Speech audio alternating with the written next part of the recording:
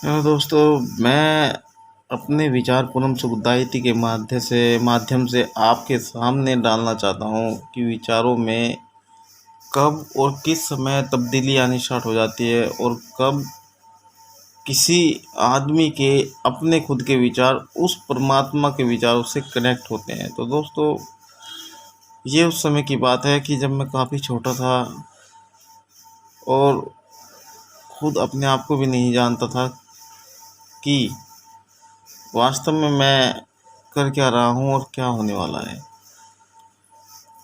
तो दोस्तों, उम्र 13 साल की थी और 13 साल की उम्र में हमारे घर में सबसे बड़े भाई की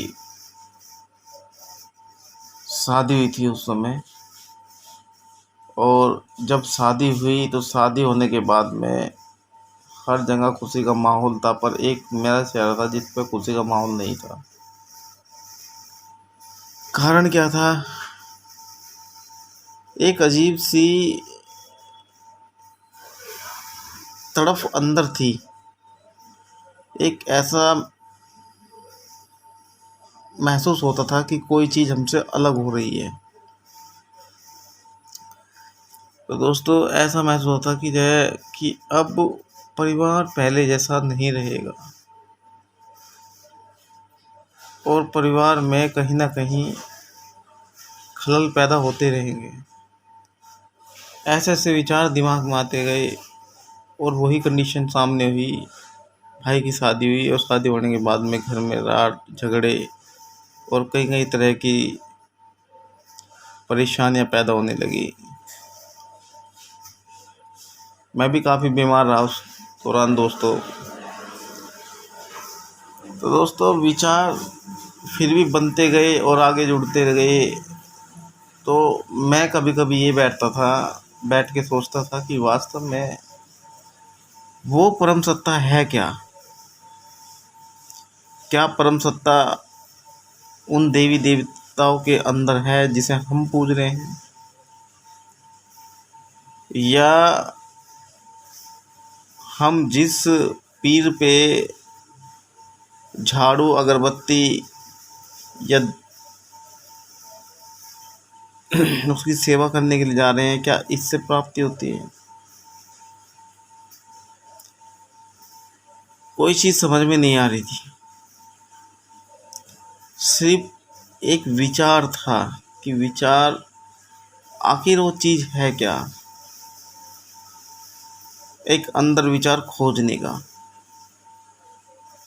कि वास्तव में वो चीज़ है क्या जो चीज़ पूरे संसार में फैली हुई है और पूरे ब्रह्मांड को अपने अस्तित्व में रखा है। और दोस्तों, मैंने काफ़ी पुराण भी पढ़े हैं और काफ़ी अध्ययन भी किया है बहुत सारी चीज़ों का। तो उनको देखते हुए मैंने अपने विचारों में जब देखा कि जो है हर चीज़ को पढ़ने के बाद में, जैसे शिव पुराण हुआ, अग्नि पुराण हुआ, गरुड़ पुराण हुआ, जितने भी पुराण पढ़े हैं उन पुराणों में मैंने यही देखा कि एक आदमी दूसरे को दे रहा है, पर उस परम सत्ता का बिल्कुल भी पता नहीं चल रहा है कि वास्तव में वो परम सत्ता है क्या, जिस परम सत्ता को पूरा ब्रह्मांड मानता है। विचार बनते गए, काफ़ी समय तक सोचता रहा, बैठा हुआ कि वास्तव में है क्या क्या चीज़ है वो। तो दोस्तों, मेरे दोस्त भी हैं, काफ़ी दोस्त थे, काफ़ी बुजुर्ग आदमी थे, उनसे बातचीत की, उनसे मिला और उनसे भी उस चीज़ के बारे में डिस्कस किया बाद में जाके। वो तो काफ़ी छोटे, जब 13-14 साल का था, जब उस समय ये विचार आते थे तो विचार वे बढ़ते गए। तो ऐसे ही विचारों में दोस्त भी मिलते गए और उनसे बातचीत भी होती चली गई, वार्तालाप भी होते चले गए। कोई कुछ कहता था और कोई कुछ कहता था। हर एक आदमी की मनोवृत्ति अलग अलग। कोई कहता था कि कृष्ण की पूजा से शायद आदमी का मोक्ष प्राप्त हो जाए, और कोई कहता था कि विष्णु की, और कोई शिव, और कोई पार्वती। तो दोस्तों, ये चीज़ें मैं इनको गलत नहीं मानता, क्योंकि ये हमारे पूर्वज हैं, यानी कि हमसे पहले पैदा हुए, जिन्होंने इस संसार को काफ़ी अच्छी गाइडेंस लाइन दी है, और लोगों को अच्छा ढंग प्रदान किया है। तो वो हमारे बुजुर्ग के समान होते हैं। पर फिर भी एक विचार ये आता था कि नहीं, इससे भी परे कोई चीज़ है। आखिर वो चीज़ है क्या? क्या वास्तव में वो चीज़ ऐसी है कि जिसको हम महसूस करते हैं पर देख नहीं पाते? आखिर है वो कौन सी चीज़ जिसको जो है सभी देवी देवता मानते हैं और दिल के अंदर उसी की धारणा रखते हैं? क्या है वो? क्या सत्य है? और क्या छुपा हुआ सत्य है जो हम आज तक नहीं जान पाए? तो दोस्तों, यही विचार आता था। यही विचार बढ़ते गए, और बढ़ते बढ़ते इतने बढ़े कि मन व्याकुलता के बहुत ही नज़दीक पहुंच गया, और ज़्यादा व्याकुल होने लगा कि वास्तव में उस चीज़ को पाने के लिए मैं करूँ तो करूँ क्या। तो दोस्तों, जिस इंसान के पास बैठता मैं, उसके पास बैठने के बाद में मुझे 2-2 ढाई 3-3 4-4 घंटे हो जाते कि वास्तव में वो चेतना है क्या। तो दोस्तों, जितना आदमी को पता था वे उस चीज़ के बारे में बताते थे कि चेतना है क्या। ये चेतना सर्वव्यापक है, घट घट में वास करती है, और निराकार है, और हर तरीके से परिपूर्ण है। और भी बहुत सारे ऋषियों ने अपने तरीके से और अपने ढंग से उसको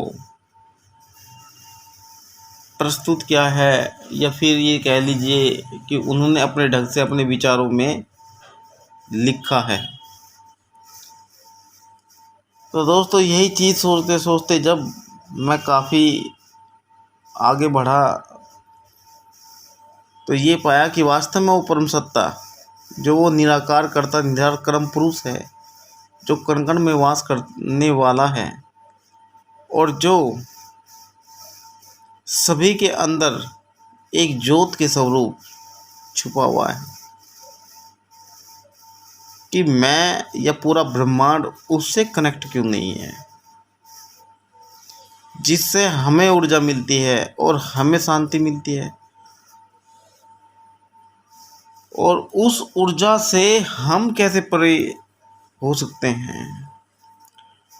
तो दोस्तों, विचार इतने गहनता और इतने सटीक हो गए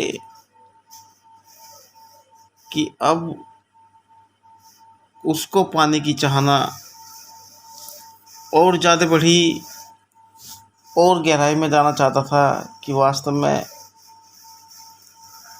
उसको पाने के लिए किस तरीके से, मतलब किस तरह से मेडिटेशन करनी चाहिए। तो दोस्तों, मैंने ध्यान का एक रास्ता अपनाया। तो मैंने पद्मासन लगाना स्टार्ट किया, और पद्मासन मैंने काफ़ी लंबे समय तक लगाया। पद्मासन लगा के अपने ध्यान को केंद्रित किया, और केंद्रित करने के बाद में मैंने अपनी आँखों को बंद करके और अपने सांसों पे ध्यान धरना स्टार्ट किया। तो दोस्तों, जब सांसों पे ध्यान रखना स्टार्ट किया, तो मुझे वहाँ पर भी कुछ महसूस नहीं हुआ कुछ समय तक। पर मन के अंदर एक शांति, टिकाव आने लगा। मन के अंदर एक शांति बनने लगी और एक टिकाव महसूस होने लगा, और मैं उस शांति के नज़दीक होड़ जाने लगा। तो दोस्तों, जब मैं काफ़ी समय तक बैठने लगा पद्मासन में, तो मेरे विचार विमर्श फिर भी चलते रहते थे। पर जब ध्यान लगता था तो उस समय विचार विमर्श बिल्कुल मौन हो जाते थे, और वो परम सुख मेरे अंदर महसूस होता था कि वास्तव में ये सुख आता कहाँ से है। इस सृष्टि से परे, घर बार से परे, दुनियादारी से परे एक चीज़ है जिसकी चाहना में हमारा अस्तित्व आज तक खोया ही नहीं। तो दोस्तों, मैंने उस चीज़ को ढूंढने के लिए काफ़ी लंबा प्राणायाम किया और ध्यान की मुद्राएं भी अपनाई। तो दोस्तों, वो चीज़ मुझे मिली कि वास्तव में परमात्मा क्या है। वो परमात्मा क्या है कि जिस परमात्मा को जानने के लिए एक बच्चा अपनी पूरी ज़िंदगी, उस परमात्मा को जानने के लिए एक बच्चा अपनी पूरी ज़िंदगी तप में लगा देता है, ध्यान में लगाता है, सोच में लगाता है। तो उस ही तप को मैंने अपना ध्यान केंद्रित करने का रास्ता बनाया, और उस रास्ते से मैंने उस परमात्मा की प्राप्ति करनी स्टार्ट की कि वास्तव में उस परमात्मा के सिवा संसार में कुछ है नहीं, और संसार एक दुख का बहुत बड़ा स्रोत मानो।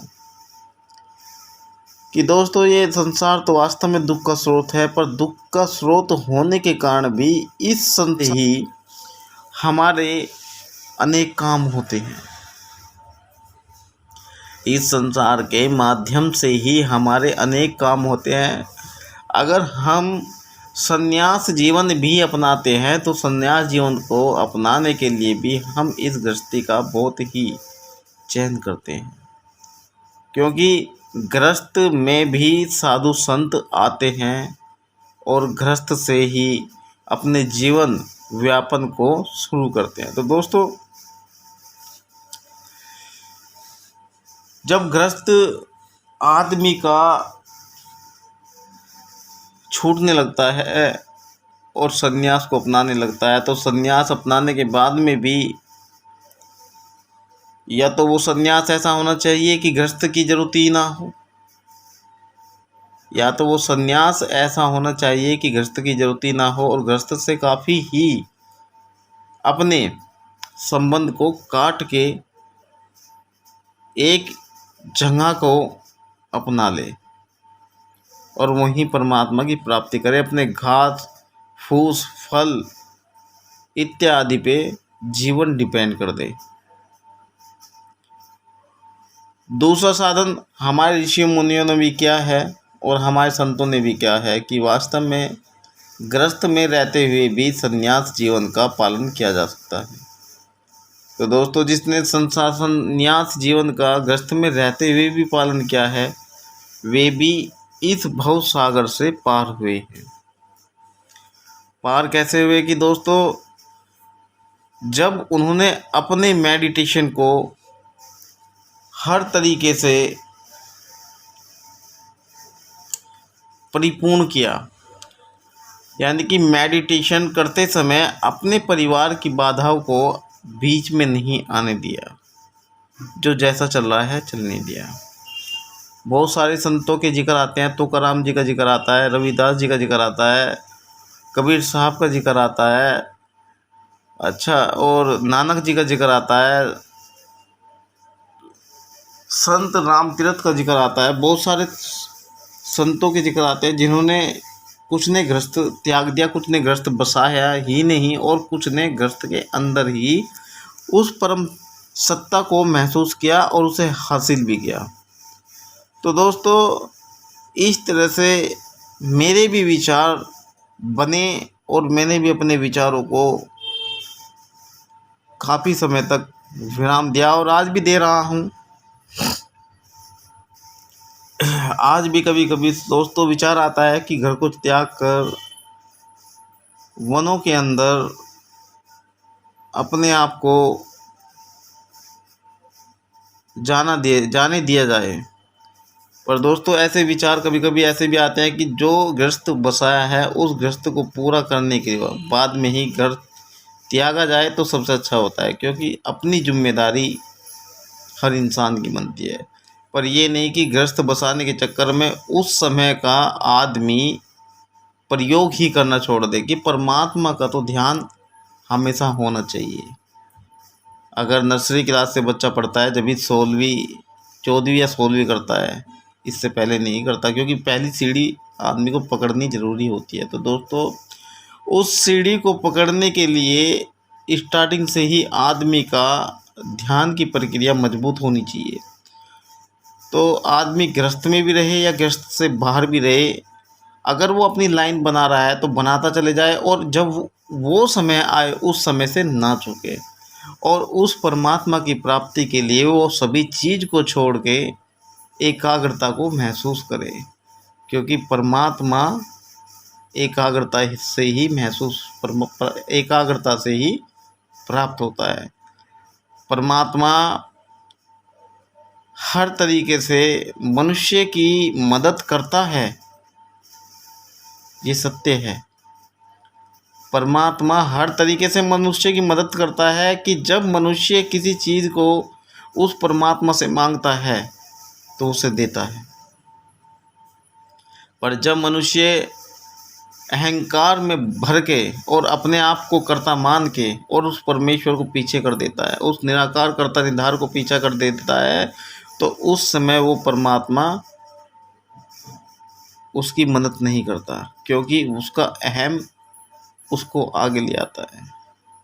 तो दोस्तों, ऐसे अहम को छोड़ो और उस परमात्मा की ज्योत या उस परमात्मा का अस्तित्व अपने दिल के अंदर ला के रखो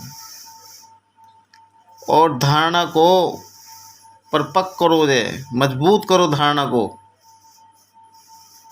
समाधि अपने आप लगती है। तो दोस्तों, जब ऐसी चीज़ आदमी के अंदर बननी स्टार्ट हो जाती है तो आदमी स्वयं ही भार को उठाने वाला बन जाता है।